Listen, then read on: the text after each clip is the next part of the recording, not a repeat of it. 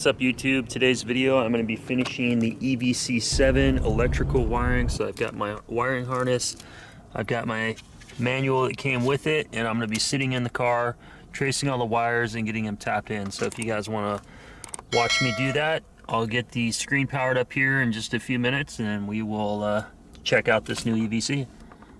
So as we dive into the wiring here, you can see that there's a ground connection that we need to disconnect for the old harness, and we'll basically just reinstall in the same spot.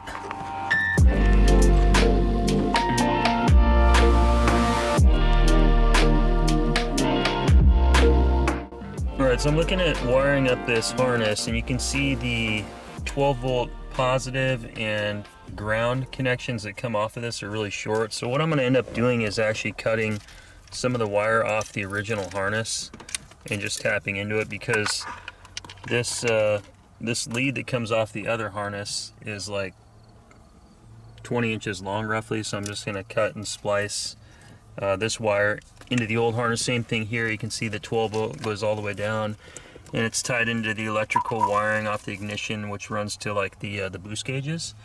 So I'm just going to leave that wire tapped there. I'm just going to cut it here and crimp these two wires together. That'll give me my positive and negative. And then you can see how this harness kind of splits those feeds into two different outputs. And one of them is going to go to the main harness. So basically like this. So one goes to each of these, and then this piggybacks to that one, and it's all looped together, the screen and the power and everything. So it's pretty simple. You've got your output feeds that link to the ECU. One of them is for RPM, the other one is for what gear the transmission is in. So we'll get that tapped in as well.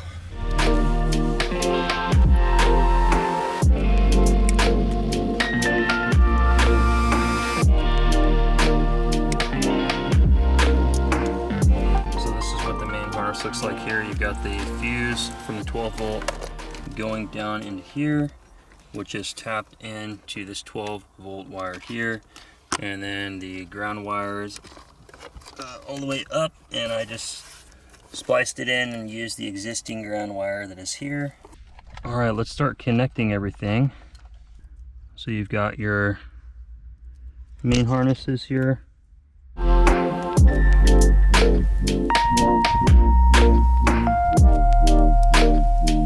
You can see everything's color coded. So you've got your red and white, your black. So those are all good. Last wires that connect are your lead wires.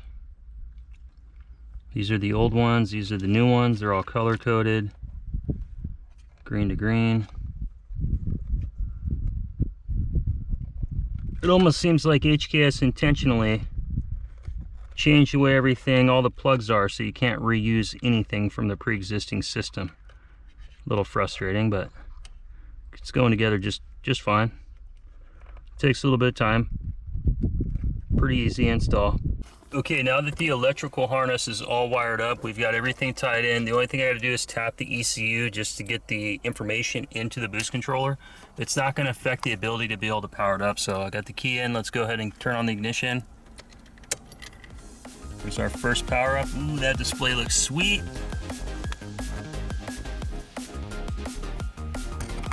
Looks nice.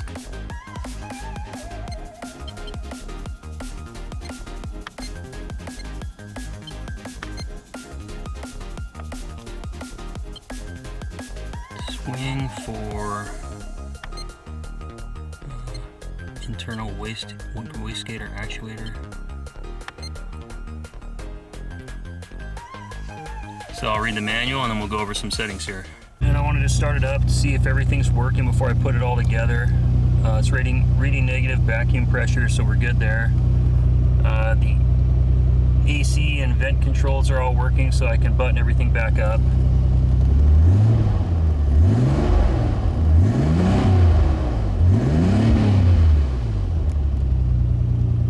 Alright, I've cleaned up the main wiring harness. I'm going to start getting things tucked away.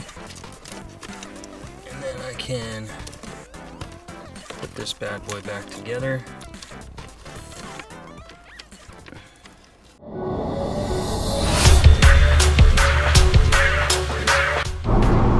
All right, let's do a little pull here. Car's running good.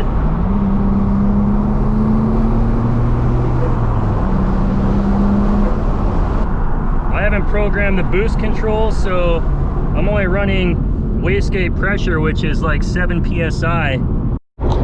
Just kind of wanted to show what the display looks like. I really like the big numbers on there. Makes it really easy to read. I'm just going to kind of step on so you let off the throttle, you can see your back pressure, and then this is just stock boost, but it's very easy to see your number, and it matches with what I'm getting on my boost gauge.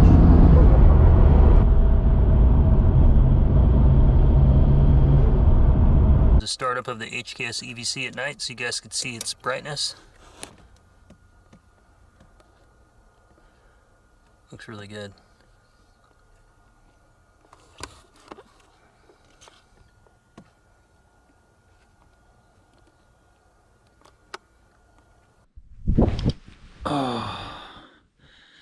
Well, we are all done with the boost control. I hope you guys liked the video.